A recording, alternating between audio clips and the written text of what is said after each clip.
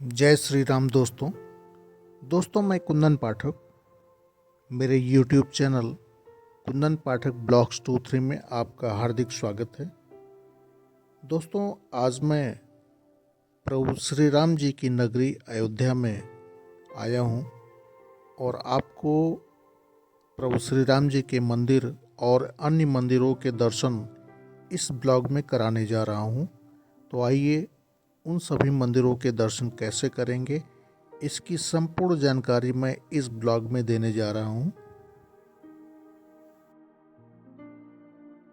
दोस्तों अयोध्या शहर में आने के लिए आप कोई भी विकल्प चुन सकते हैं, जैसे बस से आ सकते हैं, ट्रेन से आ सकते हैं, फ्लाइट से आ सकते हैं या अपने प्राइवेट व्हीकल से आ सकते हैं। यदि अन्य कोई साधन आपके पास है तो अयोध्या शहर में बड़े आराम से आप आ सकते हैं।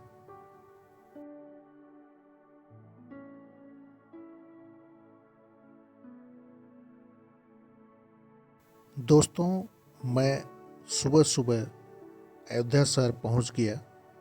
उस समय लगभग सुबह के 5 बज रहे थे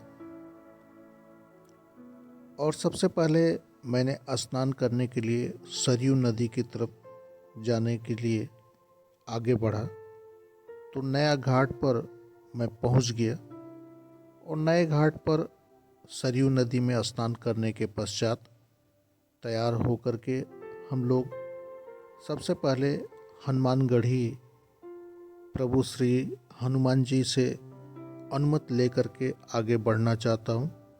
तो इसके लिए हम सबसे पहले हनुमानगढ़ी की यात्रा करेंगे।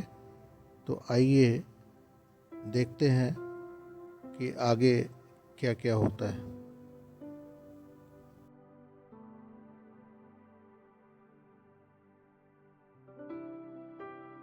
दोस्तों माँ सरयू नदी में स्नान करने के लिए बहुत ही सावधानी की आवश्यकता है, क्योंकि लहरें बहुत तेज होती हैं और कब जलधारा किस तरफ मुड़ जाए इसका कुछ पता नहीं होता।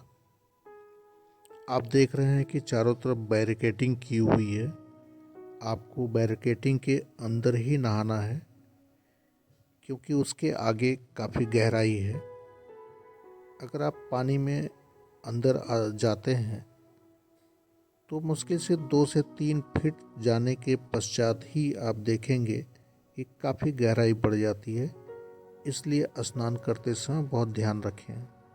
अब हम लोग आगे बढ़ते हुए रामपथ पर पुनः आ चुके हैं और अब हम हनुमानगढ़ी की तरफ चल रहे हैं और यहाँ से लगभग 1.5 से 2 किलोमीटर की दूरी पर हनुमानगढ़ी मंदिर है।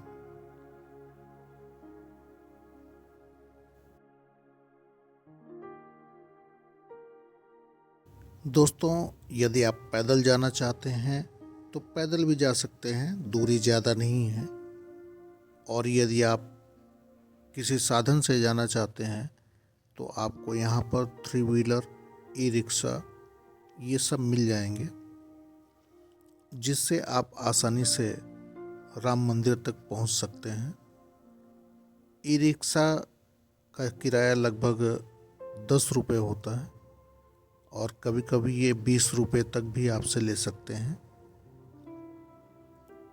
यदि आप पूरा ई रिक्शा बुक करते हैं तो 40 से 50 रुपये या 60 रुपये में आपको पूरा रिक्शा यहाँ से राम मंदिर तक मिल जाएगा। यदि आप 4 व्हीलर से आते हैं तो पार्किंग के लिए कई जगह पार्किंग स्थल है, जहाँ पर आप अपनी गाड़ी पार्क कर सकते हैं। राम मंदिर से पहले कई पार्किंग हैं जिसमें आप अपनी गाड़ी पार्क कर सकते हैं। दोस्तों अब हम लोग हनुमानगढ़ी मंदिर के बिल्कुल पास आ चुके हैं। हनुमानगढ़ी मंदिर में प्रवेश करने से पहले आप अपने जूता चप्पल और बैग इत्यादि को बाहर बहुत सारे काउंटर बने हुए हैं, या फिर जहाँ से आप प्रसाद लेंगे वहाँ पर अपने ये सारे सामान रख करके प्रसाद ले करके प्रभु श्री हनुमान जी के दर्शन के लिए निकल पड़िए। यहाँ काफ़ी भीड़ होती है और सुबह यदि आप बहुत जल्दी आ जाते हैं तो भीड़ कम मिलती है, लेकिन 9 से 10 के बाद आपको बहुत ज़्यादा भीड़ मिलती है। तो जितना हो सके आप सुबह 6-7 बजे तक पहुंच जाइए, जिससे आप भीड़ की सामना से बच जाएंगे।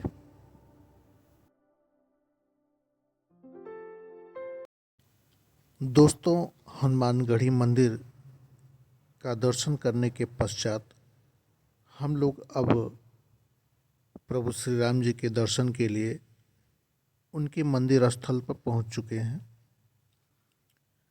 मंदिर से ठीक पहले एक बहुत बड़ा गेट है जिससे हम प्रवेश करते हैं, और आप देख रहे हैं कि यहाँ पर बहुत सारी व्यवस्थाएं हैं। ऊपर शेड पड़े हुए हैं। अभी यहाँ पर कार्य चल रहा है और कार्य बहुत ही तेज़ी से आगे बढ़ रहा है। अभी पूरा कार्य होने में लगभग 1 से 2 साल का समय लग सकता है।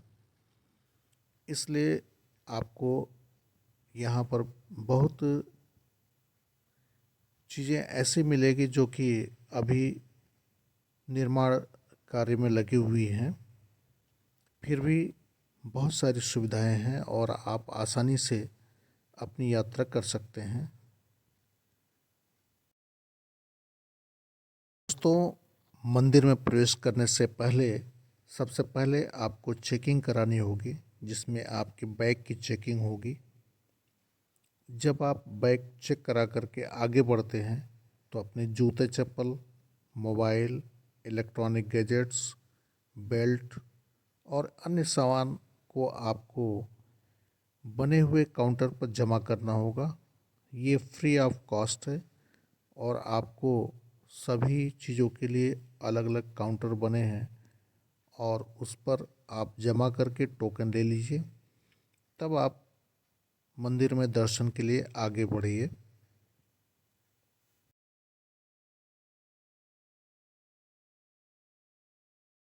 दोस्तों, हम सभी लोग प्रभु श्री राम जी के दर्शन करने के पश्चात आगे बढ़ते हैं, क्योंकि मंदिर के अंदर वीडियोग्राफी या फोटोग्राफी अलाउ नहीं है। इसलिए मैं अंदर का कोई भी वीडियो या फोटो नहीं दिखा सकता।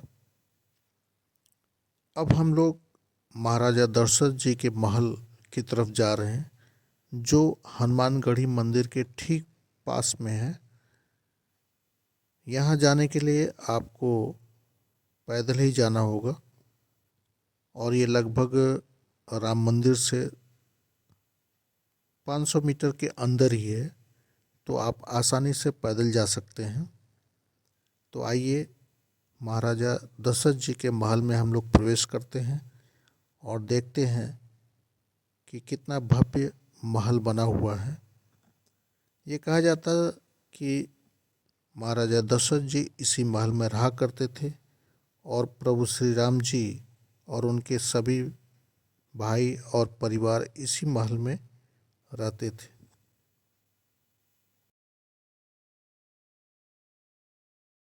दोस्तों, महल के अंदर प्रवेश करके हम लोग इस महल के एक एक कोने का दर्शन किए और इस महल के अंदर एक बहुत ही बड़ा मंदिर है, जिसमें प्रभु श्री राम जी और अन्य देवताओं की मूर्तियां हैं।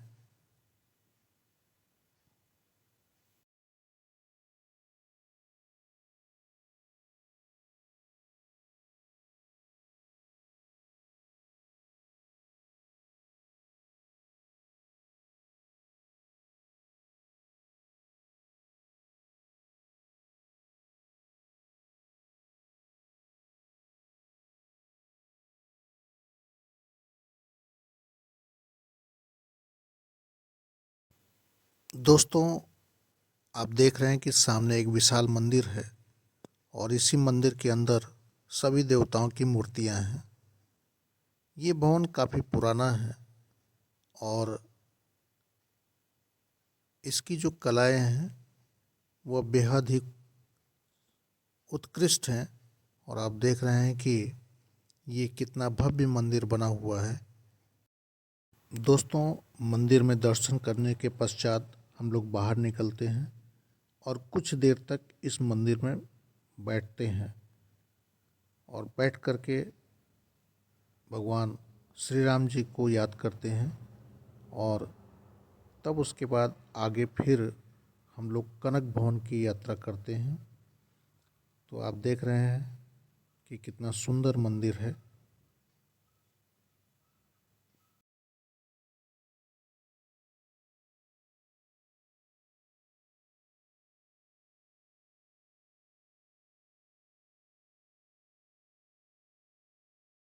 दोस्तों, महाराजा दशरथ महल से निकल करके हम लोग अब कनक भवन की तरफ जा रहे हैं।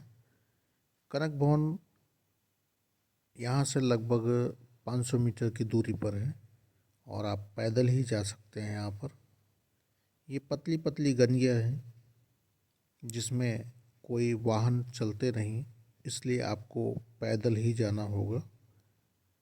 रास्ते में आप बहुत सारे स्टॉल देखेंगे और खाने की दुकानें हैं। आप देख रहे हैं कि ये कनक रसोई नाम का एक रेस्टोरेंट है जहाँ पर आपको बराबर भोजन मिलते रहते हैं। अब हम लोग कनक भवन के मेन गेट तक पहुँच जाते हैं और मेन गेट पर पहुँच करके कनक भवन में प्रवेश करते हैं। कनक भवन माता सीता जी का स्थान है जहाँ पर माता सीता रहती थी और इसी में वह भोजन पकाती थी। इसमें एक ऐसी रसोई है जो निरंतर चलती रहती है और वहाँ से आप देखेंगे कि बराबर भोजन बनता रहता है।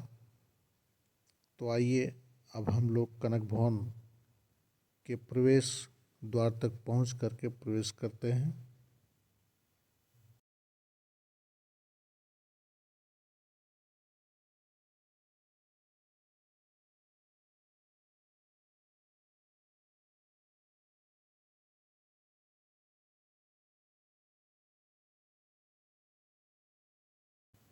दोस्तों, ये भवन काफ़ी पुराना, बेहद खूबसूरत और काफ़ी विशाल है। आप देखेंगे कि इसके अंदर माता जी की रसोइयाँ हैं। जब हम लोग यहाँ पर आए तो उस समय अंदर का मंदिर बंद हो चुका था क्योंकि दोपहर का समय था और कुछ समय के लिए ये रसोइयाँ और अन्य मंदिर बंद रहते हैं। तो जब भी आप आइए, या तो सुबह आइए या दोपहर के बाद आइए, जिससे आप आसानी से दर्शन कर सकें।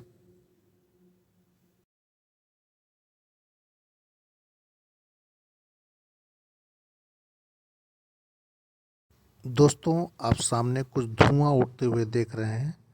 ये माता जी की रसोई का धुआं है जो बराबर उठता रहता है। इसका मतलब यहाँ पर बराबर भोजन बनता रहता है। तो आइए, मंदिर अंदर से बंद है, फिर भी हम लोग इस मंदिर के अंदर का अवलोकन करते हैं।